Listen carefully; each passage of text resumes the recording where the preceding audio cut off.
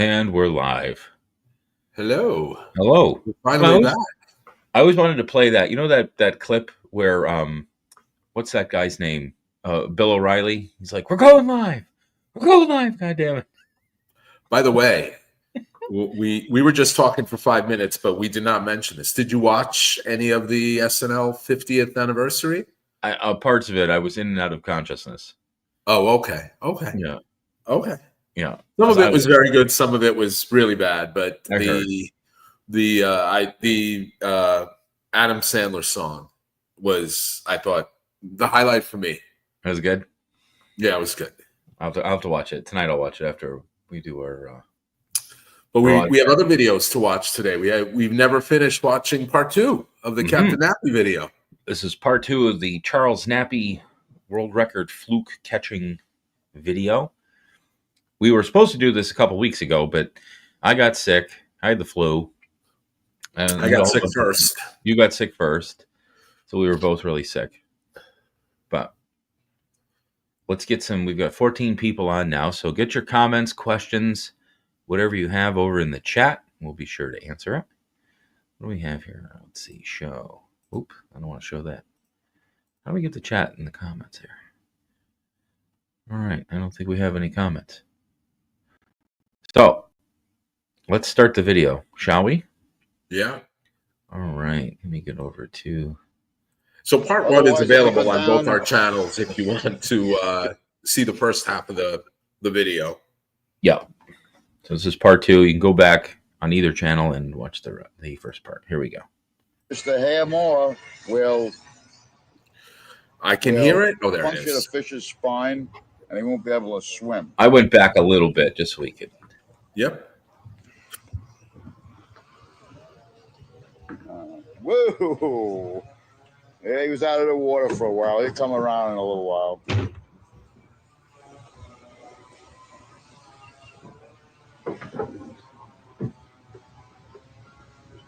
And just to catch everyone up, he's demonstrating what the live lining the snapper looks like.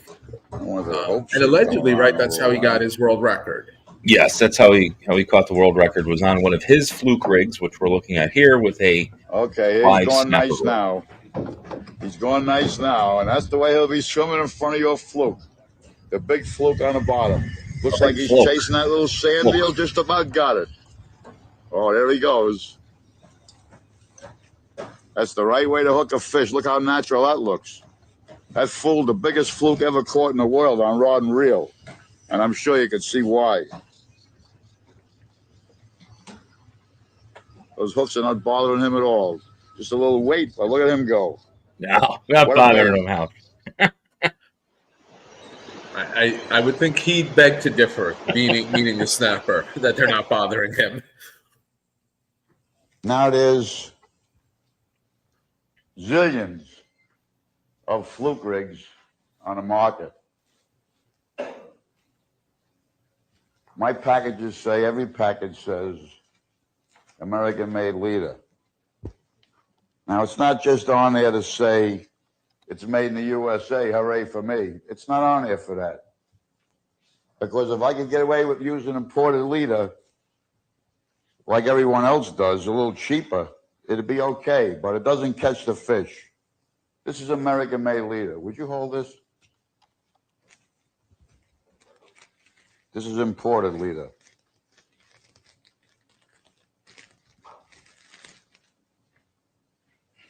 Imported, and he's talking about the fluorocarbon leader material from Japan. Now you have the American leader. Would you take a strand out? Or China. And crumple it up the way I'm going to do with this imported stuff. And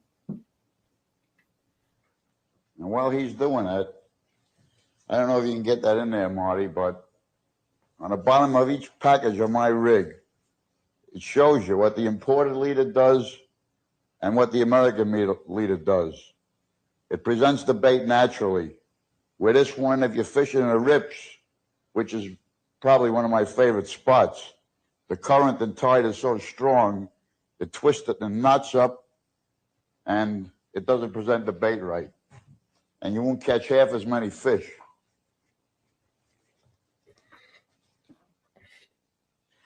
Do a good job on that.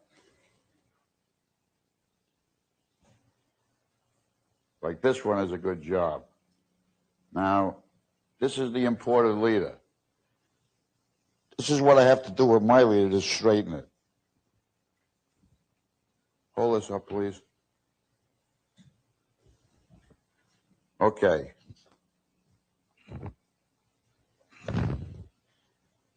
That's a memory. You see the difference? That's a memory. This is what happens to this in the strong tides and the strong currents and the rips that produce 90% of the fluke. And this is the American leader. So it's not just on there for Hooray USA. And so a valid point, JT. Not necessarily packages, on the maybe we just pause it for a second. Not necessarily on the inside of every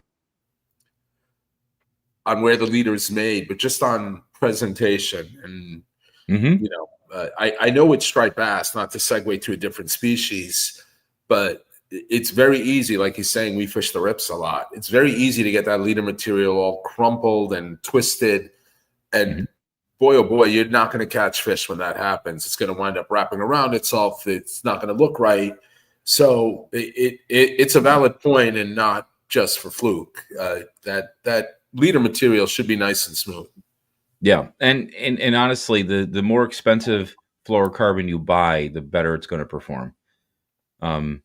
Nowadays, I think the Japanese fluorocarbon is probably the best. Seagar is a good one, but then you get into like Sunline. There's some other really more expensive brands out there that have better performing fluorocarbon. Right. Okay. But you use what you can afford, right? Free package for the single hook and the double hook. And here's a tournament card. You just fill it out and win prizes like this. This is the prizes we gave away this year. 66 prizes. Doesn't cost a thing. With pen reels and Blakely rods, lightning rods, and line, and trophies. And all just for fun, for going fishing.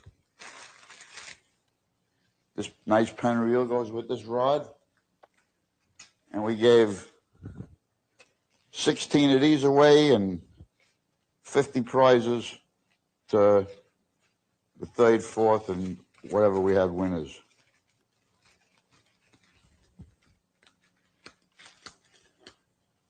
Nice little outfit for flounders and fluke. How big's your record? This record here, this one is 9.5 pounds. I caught it on a 4-pound test line in 70 feet of water on the south side of Montauk. And I was using trilene line, and that's what I got with it. That was big Good game. line, and it pays well too. This is when big game first came out. You try to set the hook right away as soon as you put something on there. How do you do that? Oh, good. When you're fishing with light line, you can't set the hook at all.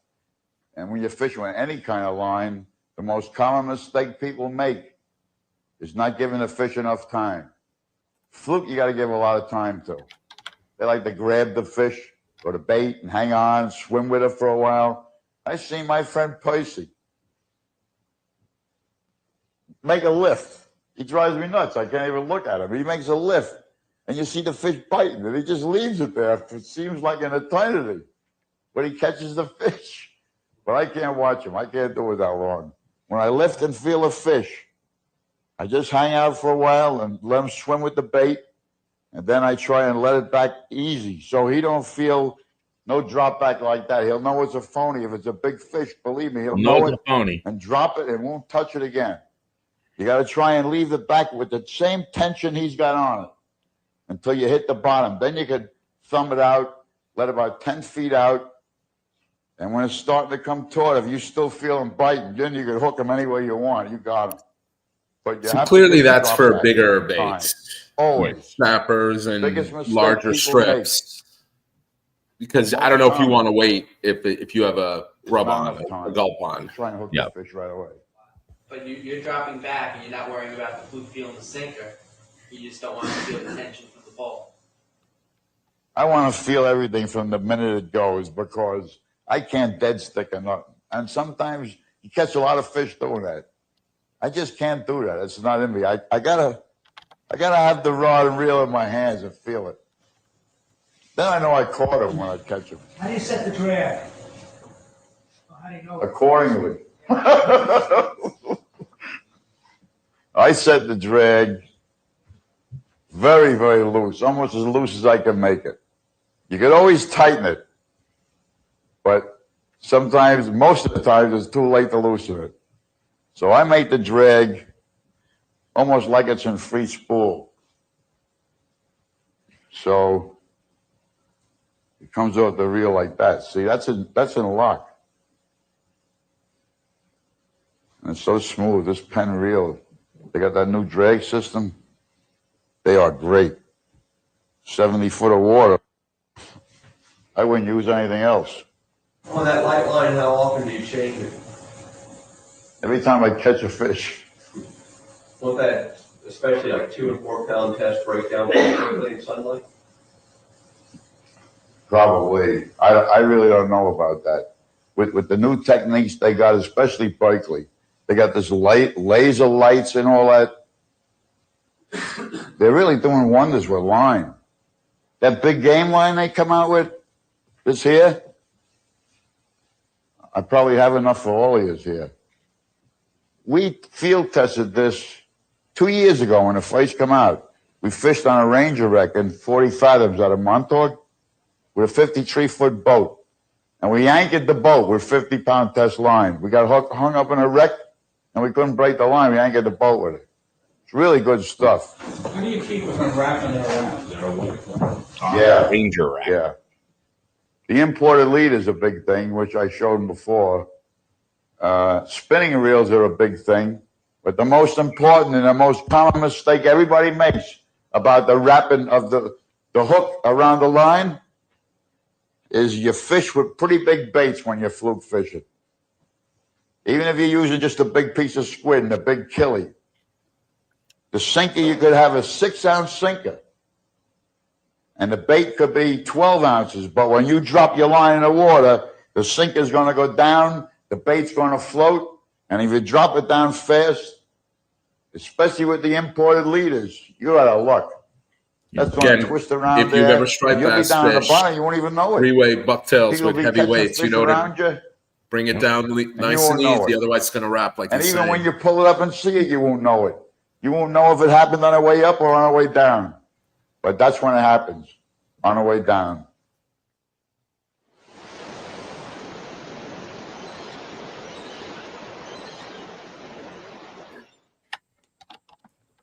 Now that we get the tackle straightened out, we have to know where to go to find the fish. So like I mentioned before, the rips, one of my favorite places. 90% of the time I fish the rips. Even if it's not a major rip. Sometimes I'll have rips off by Gardener's Island or somewhere. You always catch big fish. But here's how we find the rip. I love this. The water is smooth, and then it starts cresting. Then it gets smooth again. This would be the rip, all white water here. And what causes that rip, we'll take some simple rips like the Midway rips and by Great Eastern and the Pollock rip in Montauk. They have reef-like edges on the bottom, like this. It would read on your graph. And the tide runs so strong against this, where it's cross tide. This is the ocean meeting the sound, where this tide is just about changing, and this tide is running hard. It meets so hard against this that it causes turbulence all around here. You got like 60 foot of water, all of a sudden rushing up into 20 foot and coming over that top. And now this is where all the bait fish get caught, in the turbulence. They all get caught in here, the bait fish, because they swim against the current, and if they're swimming this way, they get up to here, And this rip is so hard and the turbulence is so great, they just get caught and spin around. And the fluke lay, nice size fluke. I've caught fluke up to 7, 8 pounds in a rip. And a friend of mine got a 17-pounder there. But we don't fish the for rips now, we're fishing for medium-sized There's a couple fish. rips I Trophy fish. fish comes, like if you started here at the top of the tide, you'd have to fish 4 hours. You got about a half-hour slack. And then you have to fish 4 hours while the tide is running strong. Only to here and to here. Because you'll go up here and you throw a marker buoy right where you hit the fish.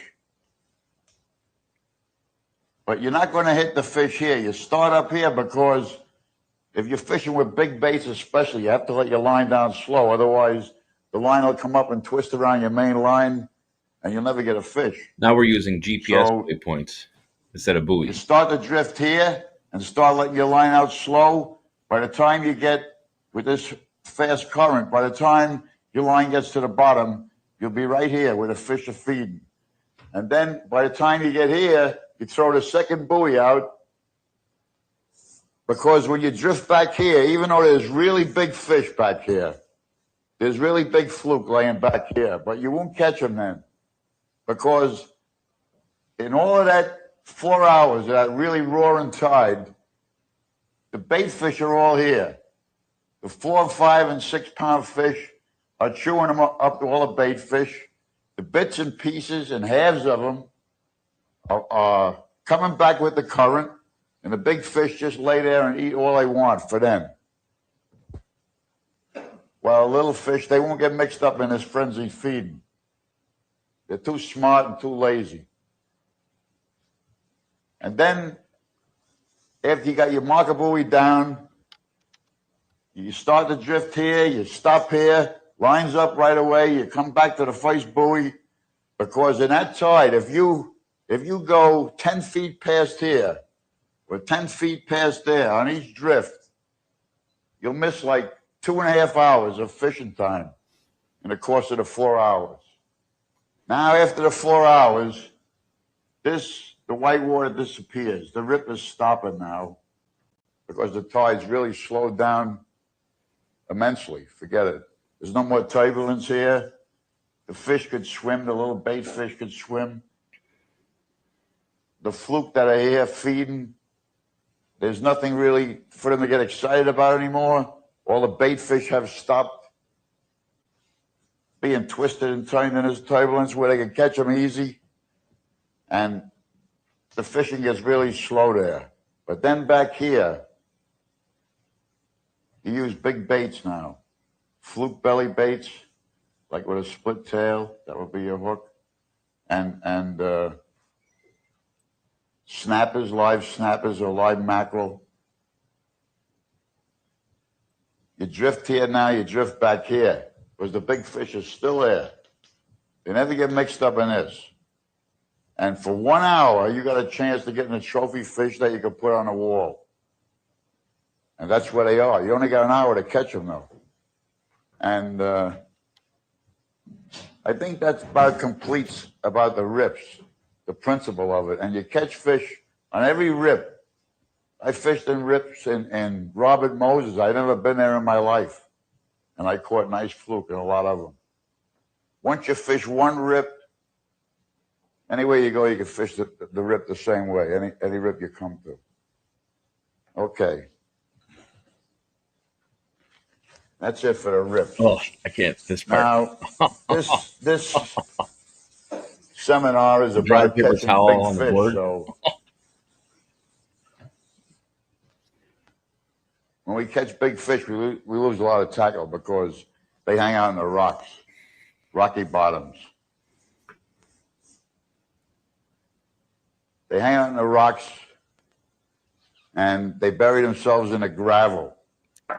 There's usually a lot of gravel and kelp around rocks, and all you see, if you're down swimming under the water, is a couple of eyes and the outline of the fin. You don't see anything else. The fish is buried underneath there. He's laying in the rocks. The bait fish come up swimming against the current over the rocks. This guy got no disturbance at all on him. The water flow is coming over the top of his head. His eyes are looking out. He sees the bait fish come over, even if there's 5 of them. One flick of his tail, and he's got him. It's my understanding that fish, just like seagulls, like the seagull will always face into the wind to find out what kind of smells he can pick up where there's food. Fish in the same way face into the current so as to pick up anything that the current brings to them. Yeah, they do unless they're hiding under the rocks. Did you ever have the tropical fish at home? Well, you have tropical fish, anybody that has them, and have aerators in the tank, you'll see the fish hanging around the aerator. They love the bubbles and oxygen going through their gills. But predator fish, usually Jack Dempsey's and Oscars and fish like that, they hide in the rocks. Facing this way or that way, doesn't matter. And when a prey comes by, boom, they got him. And a fluke is a predator fish. So when you fish in the rocks, to avoid losing a lot of tackle, that's the main problem. You have to jig it almost like a flounder when you're flounder fishing. And when you feel it coming up, you can feel it. You got to reel up a little slack. Then you lift high till you come down again. Then you jig it till you come over here. And that's where the fish are. The big fish stay in the rocks. Ledges, reefs, wrecks, Rips. and rips.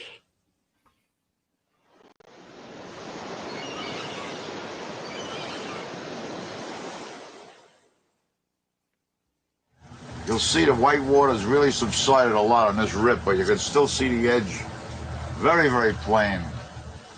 And that would be a drop-off there at the smooth part of the rip. You can still see the white water pretty good. We got about an hour and a half of tide left here.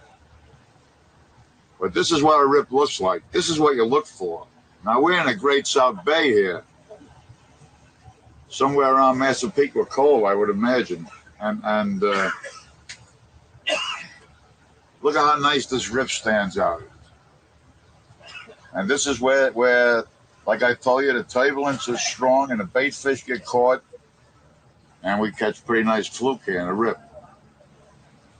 Now, I've never fished this particular rip, but like I said before, all the rips produce. There might be a certain area of them, like one end of it, or the point in the middle of it, or maybe the other end of the rip. You have to try every part of the rip that you can, and then we put the buoys in when we get the fish, and we'll show you what that's all about later. Now we're at the edge of the rip. Just about. The edge is in there. You can see it plain, even though it's subsiding a lot. We got about an hour left of the tide, and this is prime time in the tide anyway to catch big fish. So what we do is throw a marker buoy in there. We got 10 feet extra line on there. It'll hit the bottom, and then there's 10 extra feet. So for the pull of the tide, the marker won't go on the bottom, and you should always paint them black or yellow. You notice how it stands out?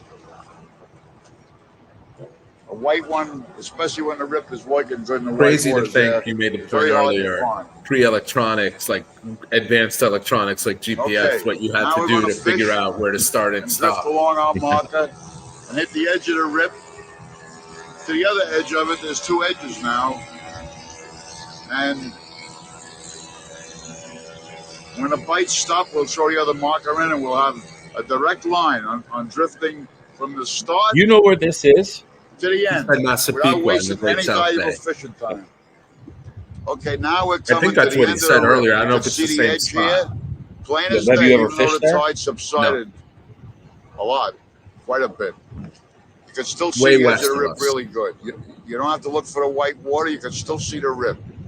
So we'll be out of this rip soon, and we're going to throw our other marker. Like I said before, we can't waste valuable time, and we could actually, there's another rip beyond this. We could actually drift into that, but we're going to work this rip. So we save precious fishing time in this hour. Okay, now I showed you how to make the buoys. Very simple. Chlorox bottle, painted black or yellow so it stands out for you. Some sinkers attached to it. 10 feet of extra line. This is 50-pound monofilament. We used to do it with rope, but the rope has such resistance in the tide that it pulls the buoy down into the water a lot, even with the 10 feet extra slack. So this will be the end of our drift. We'll show you the other buoy.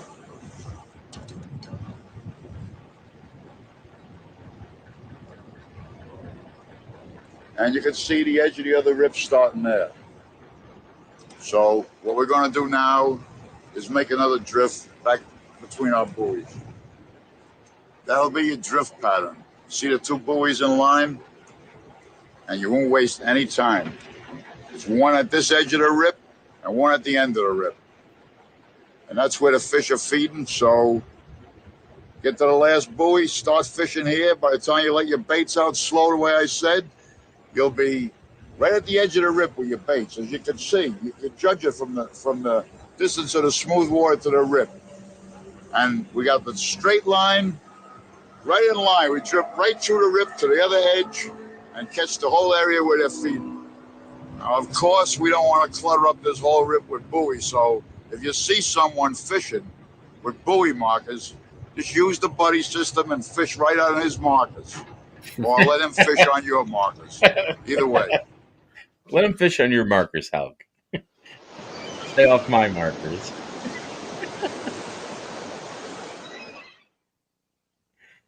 Very important. That's where the fight comes in when you're fluke fishing, when you get the fish to the top of the water. So many people got small nets. So many people got white nets. So many people don't have any nets, which happened to me once. I know I'm talking from experience. It's not something I heard. I had a fluke on at Breezy Point in a rip a lot of years ago. And it looked like the size of a hood of a car to me, and I had no net, and I couldn't get him in a boat. And it was in June. I didn't expect a big fish. But anyway, netting a fish. A fluke, when you hook a fluke, it's like being stuck in the bottom, really a big fluke. And you're really not sure until you start getting them off the bottom and you feel them pumping. Then it gives you a nice fight. Like the big one ran back down to the bottom about 4 times with me. But when you get him up to the top and he sees the boat, and no matter how tired you think he is, if you hit him in the tail with your net, with your gaff, with anything, you can kiss him goodbye. They get so powerful and they're so strong that all the suction they use to stay on the bottom, they use to go back down there. And they usually break your line. 40 and 50-pound test line, too.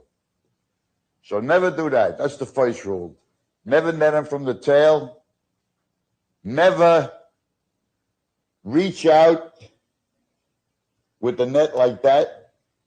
So the rim of the net, even if you got a green mesh net, which you should have it, don't scare the fish.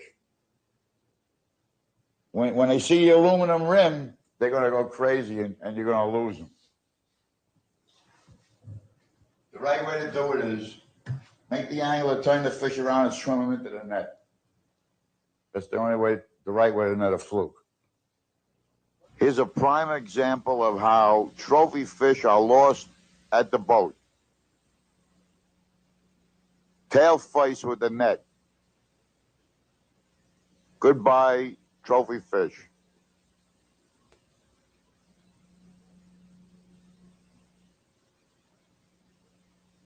As you can see, the 10-pound fluke is gone, but the 2-ounce sinker is still there. Is the same person going to net a fish tail faced again? Look at this. 2 trophy fish gone, back to the bottom. I bet you he never does that again. This is reaching out too far. With the rim of the net at the eye level of the fish, watch this. Forget it. Another trophy fish gone. Now you'll see the proper way to net the fish. The net, you'll notice, is way down below the eye level of the fish. Swim the fish into the net, swoop him up, and he's in the boat. Here's another way, the proper way. Notice the net going down deep under the eye level of the fish. There we go, in the boat. like I mentioned before, I got a $1,000 bonus from Berkeley Trilene just because I used one of their rods when I caught my last world record, a 9.5-pound Fluke on 4-pound test line. I got $1,000 for using a Berkeley lightning rod as a bonus. Now, this is my annual Fluke tournament. Berkeley is one of the major sponsors in it, and we give away lightning rods as prizes. So you could not only win a rod, you could go out and catch a fish that'll put you in a record book and get a $1,000 bonus also. And we have Penn reels, reliable gaff, Plano tackle boxes, $500 gift certificate from Fish Unlimited Taxidermy, and Nappy Fluke rigs. It's a nice tournament. It's free with the purchase of one of my rigs. Good luck and good fishing.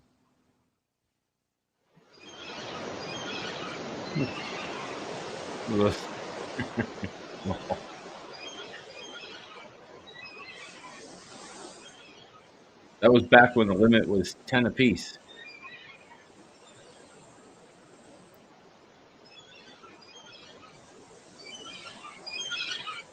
Good stuff, huh? Yeah. 1988. There's the year 1988 that they made it. And I see Philly Man Pete is asking, he broken his own world record. No, he has the all tackle world record at 22 plus pounds, and then he broke the 4-pound test line record at 9.5 pounds. So the IGFA recognizes not only all tackle, meaning rod and reel, but any size line, but also specific line classes. So you can have the all tackle record with a 30-pound line, but somebody else can catch a lighter fish and still set a world record for 10-pound line, if that makes sense. Yeah, he's definitely a believer in big baits. Big baits, big fish. But you know what? A lot of what he said really resonates with me from a striper perspective. He literally just described how we fish the rips, JT, by the race, by the gut. Even a little bit by Montauk if you fish the point and you fish some of the rips there. And by the way, every year we hear about big Fluke being caught off those rips in Montauk. He mentioned Great Eastern and some of them. That's an area we really, for whatever reason, don't focus a lot of attention on. But in the fall we do sometimes. They seem to be very prevalent there in the fall. Maybe it's because there's more bait there in the fall. I don't know. But a lot of what he said really resonates with me more for stripers than Fluke. Unfortunately, and I know this is maybe an area you and I will disagree a little. But I think much like we don't have to throw marker buoys anymore with the advancements in technology, I think the advancements now with artificial baits, I still think, right, it'll work, but I think it's easier with the artificial baits. My opinion only. Hard to disagree with the fact that he has the world record. But remember, he caught it in this pre-gulp, thin braided lines, little stretch, can drop light line, deep water. But I to your point, I know you and I have talked about this offline. I do think it would still work, but I think it's harder. Yeah. Well, we can test it out this year. I'm going to take you up on the offer you made. We got any more questions? Feel free, comments. Make a post up here in the chat, and we will answer it.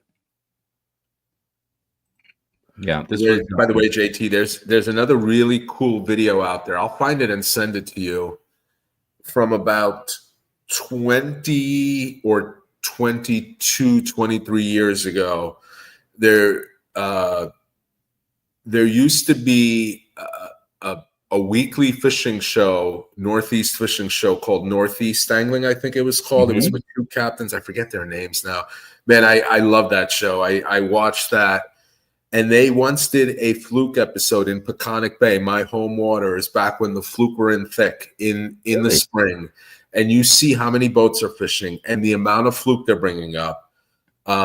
It's Wow. amazing. I'll have to find it. I'll have to Google and find it and Find it and send share it it to with me. you. But it'll give you an idea of what Peconic Bay. I know you fished it a few times. What Peconic Bay used to be like in the spring for Fluke. It really was the mecca for Fluke in the spring.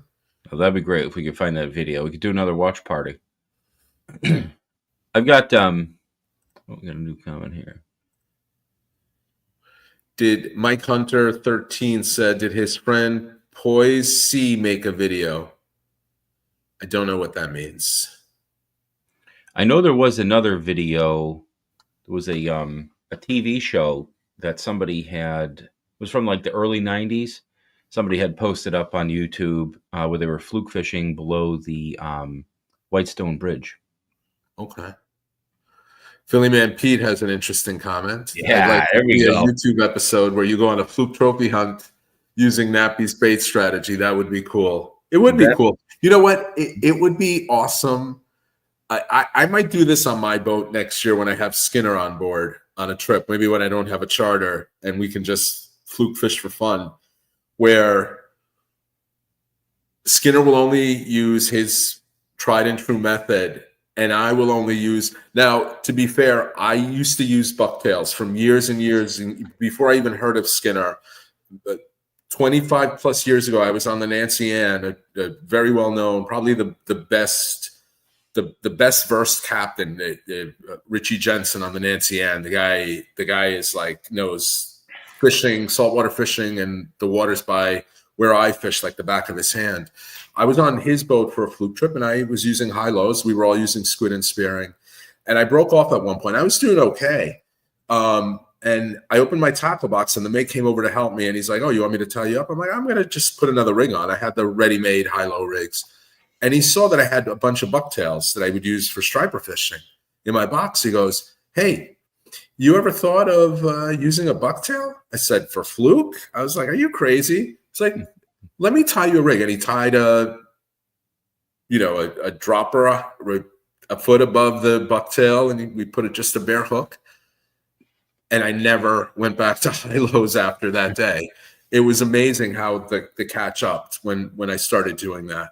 So I would still use a bucktail and teaser, but it might be a fun experiment if I bought squid and spearing and did it the old way and compared to, what he does with the. And not going to be big baits. I'll leave that for you, JT. We're going to be doing some a big bait fishing for fluke on next drift this year. We're going to get away from the.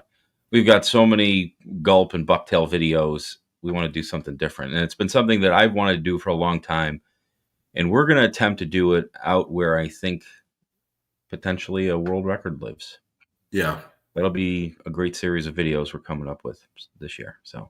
This question here, how often, if at all, are you fishing with 8-inch gulp? I've tried it. I have probably 200 packages of 8-inch gulp in every color, and I don't think I've ever caught a fluke on it.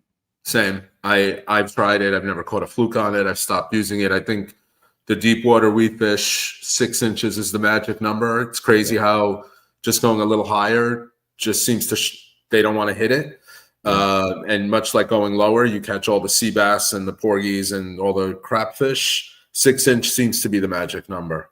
Yeah, I think the 8-inch gulp grub, when you hold the 6-inch and the 8-inch next to each other, the 8-inch gulp grub, the actual body of the grub is much bigger. It is. It's substantively. It's not just the 2 inches. It's thicker too. Yeah, it's like Let's see here. Was not on fire. Was not on fire. They're lying to you. Not on fire. But I hope we'll see this year. Next comment. I hope you're right. Yep. Any more comments, questions? Get them in the chat before we sign off. We'll answer them. We've got a lot of good content coming up.